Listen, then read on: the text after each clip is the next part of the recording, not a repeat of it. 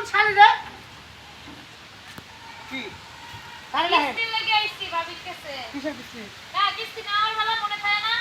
ওয়া কারে কোন কারে কই আপনার কই? কারা কিস্তি নিছে হ্যাঁ? কারানি সামনে কিস্তি আপনার বউ নিছে? এখন দাদা ম্যাডাম রাগ ওঠাই না মেজাজ খুব গরম আপনি কোন মার খাবে না ওরা আজকে ইলিগে মাই খাবো। এই বেটি।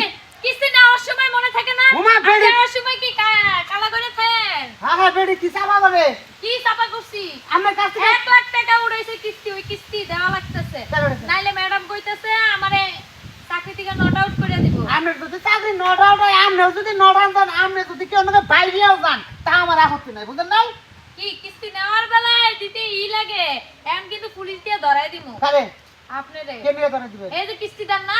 ও কিস্তি দেন না দেখে আমারে পুলিশে ধরাবেন আচ্ছা আপা এই যাই হ্যাঁ আপনি অফিস থেকে কিস্তি আনছে কেনা হ্যাঁ কিস্তি আনছে কেনা কিস্তি যে আনছে হেকো কে আনছে আপনার বউ আনছে। তাহলে আপনি আমার ভোট ছেন গা আপনি আমারে কোন কে তাহলে বউর জামাই আপনি না, বউয়ের সাথে সাথে তো আপনার নামটাও আছে।